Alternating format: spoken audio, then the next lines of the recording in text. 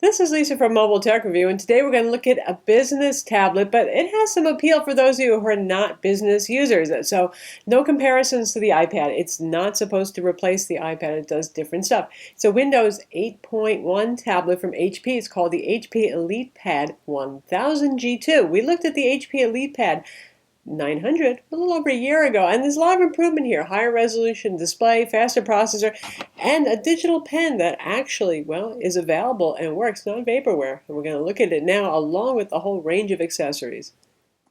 So this is the HP ElitePad 1000 G2, whatever G2 stands for, but HP tends to tack those onto their business lines, G1, G2 for each generation, I think. And this replaces, well, the HP ElitePad 900 that we reviewed back in October of 2013. So a lot of improvement here, I have to say, but the same casing, and that means you can use the same accessories. And for this particular product, the accessories are, well, just about the most important thing about it. First off, 10.1-inch IPS display protected by Gorilla Glass, and this is 1920 by 1200, so that's a big improvement in resolution over the 1366 by 768 previous generation model. Meanwhile, it keeps the same 1.5-pound weight, so for a full Windows tablet, that's not really all that heavy. Usual excellent build quality being a business product, this is metal everywhere pretty much. We've got our volume buttons on the back. HP loves to do that, whether it's business or consumer tablets right there. Antenna area up top, 8-megapixel camera on the back. That's what the little hole is there. LED flash as well. Because this is geared towards some vertical markets, business, healthcare, insurance, stuff like that, the rear camera resolution actually is important. You might be using it for imaging, for taking pictures of patients' wounds, or for car wrecks. But bent up fenders, you get the idea, that sort of thing. So it's a pretty decent camera on there as well. This is the docking port. Just about everything that HP makes can connect to this. For example, in the box we had this USB cable. Because there is no USB port on the tablet itself, you plug this into the connector on the bottom, and then you plug in your USB peripheral to this little adapter right here. For 50 bucks, they also sell another adapter that does VGA and HDMI, both in the same adapter. Speakers on the bottom, pretty decent sound, nothing that's going to rock the house. Again, this is more of a business-oriented tablet, so it's not about that so much. It's actually serviceable by IT departments, not for you guys and gals at home so much. HP says that they have an opening tool, which is interesting. It's basically like a suction cup for the display with a magnet in it that changes the polarity of the magnets. This is actually held together by magnets inside, but at the same time, this is not going to demagnetize your credit cards. Anyway, changes the polarity of the magnets here so you can lift the display off and service the internals if you want to do such a thing. Got our headphone jack up here, and we have our rotation lock switch, power button on this corner right here. Microphones built in also, 2-megapixel camera on the front. So not a bad looking product, especially for a business product where you usually think, well, that's going to be dreary, thick, ugly, heavy. It's none of those things. Price-wise, now on HP's website for business, it lists at $739, which is a big ouch, but Amazon sells it for $619, which, yes, it's $100 more than the high-end Android and iOS tablets on the market. But again, for business folks who need this kind of ecosystem, it's going to be worth it. Also, something that's particularly interesting for accessories is what they call the HP Executive Pen. We've talked about that before. For some previous HP tablets, this was pretty much vaporware. Now it actually exists. It's $50. There's two different versions of it. You want to get the latest version. This one right here.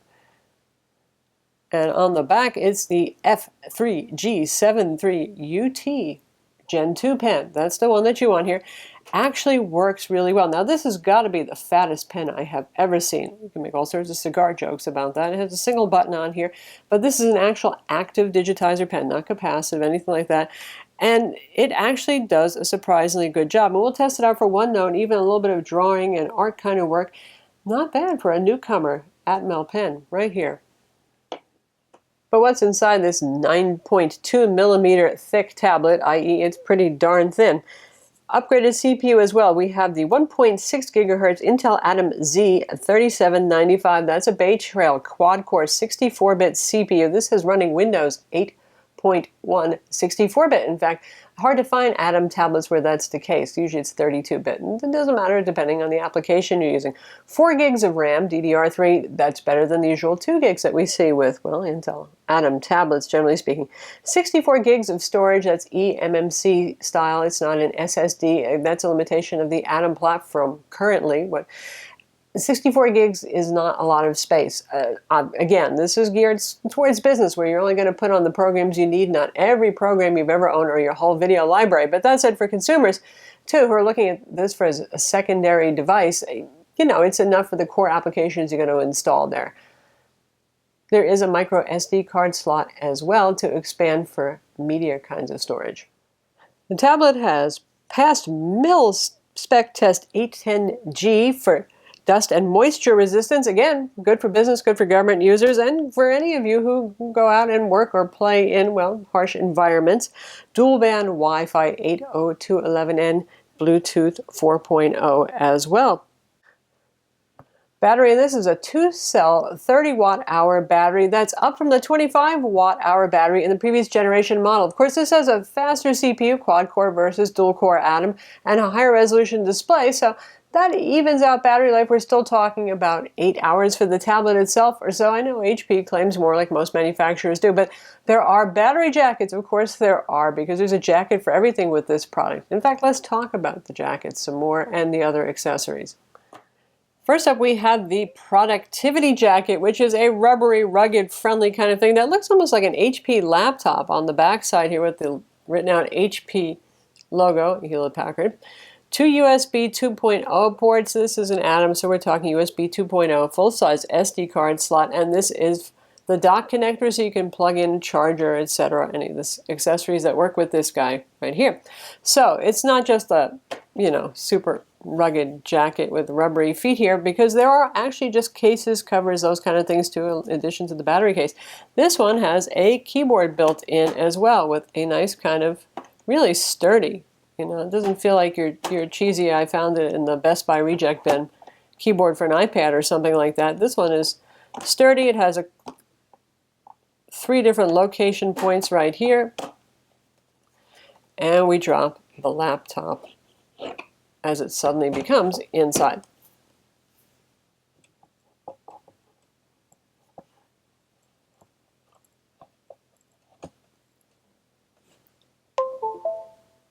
So there it is in the case. Now, one thing about the angles that it provides is this is about as far back as you can recline it, which isn't a super duper lot. It's an IPS display, so that's not the end of the world.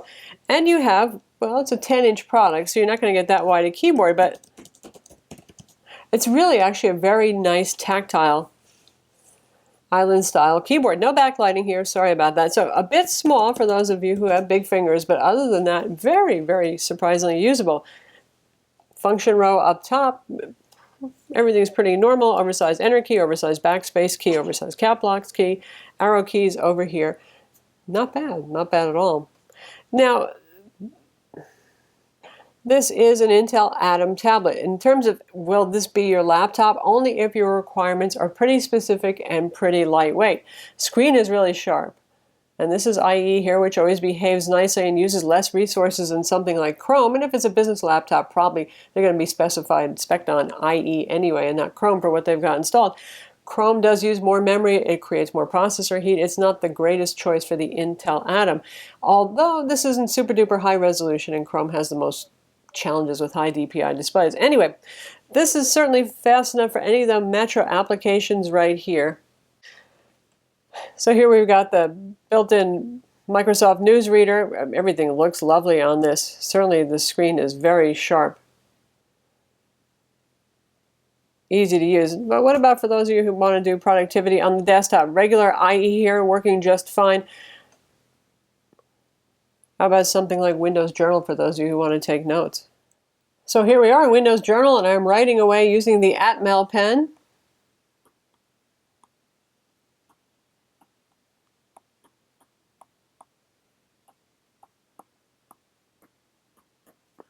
So, kept up, normal speed writing. I can write cursive, I can write in print as well. Something Synaptics pens have trouble with particularly is, well, writing in print. So now we're going to do convert to text right there.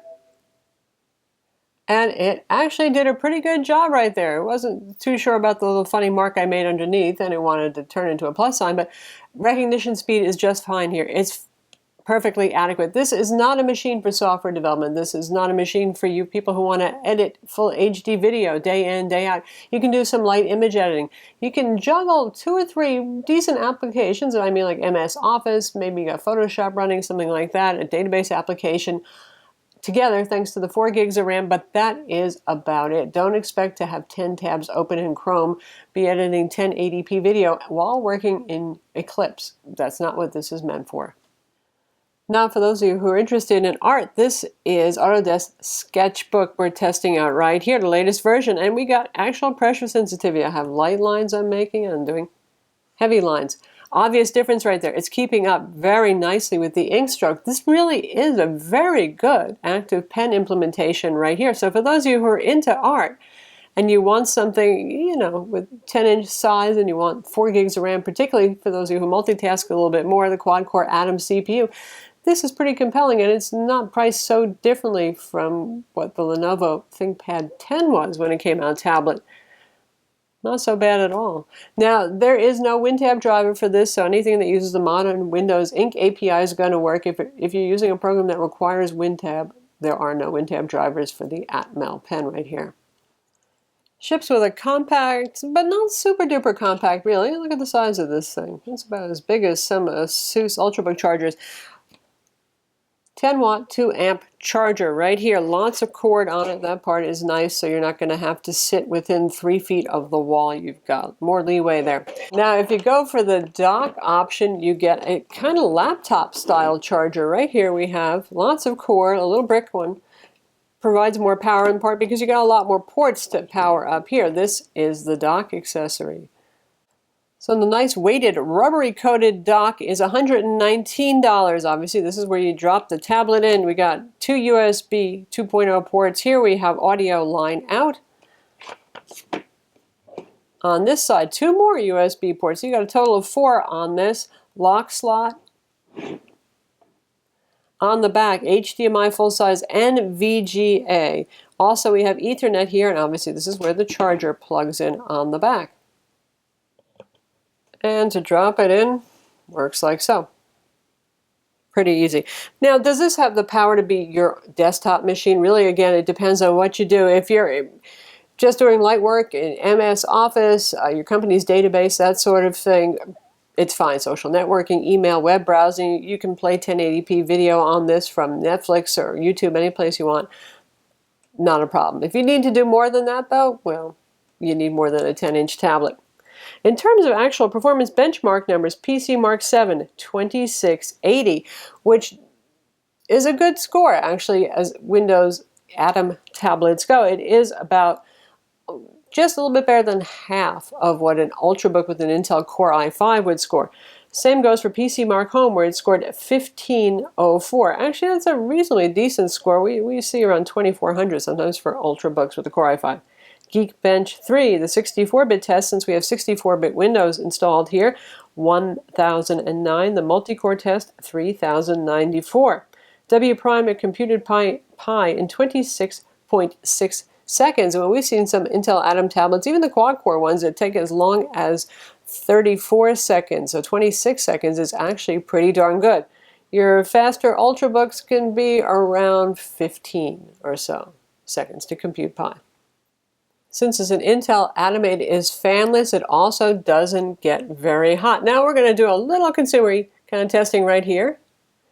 We're going to test out video playback. And here's our website. And let's watch our XPS 2015 video review. So speaker volume is set to 75%.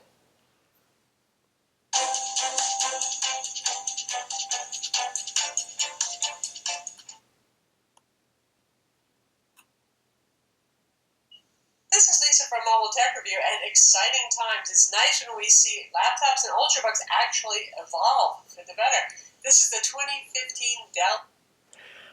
Okie dokie. It looks great, doesn't it? And it's streaming just fine at perfectly adequate hardware for that. Nasty, tinny sounding speakers. That was kind of obnoxious, wasn't it? Sure, you can drop it down from 75% to 50%, but it's going to be kind of hard to hear, so count on using some headphones, be it wired or Bluetooth, with this guy.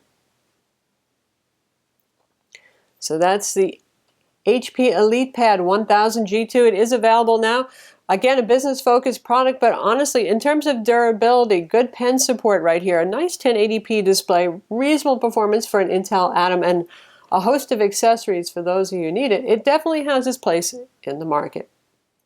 So that's the HP ElitePad 1000. It's available now, and obviously it appeals to business users. That's who it's marketed toward. But for those of you who need all the kind of accessorizing this offers, from the productivity jacket with the keyboard to external batteries that slip on here, HDMI cables, USB cables, docking stuff, the pen, all that sort of thing, it's uniquely versatile in that respect. I'm Lisa from Mobile Tech Review. Don't forget to subscribe to our YouTube channel.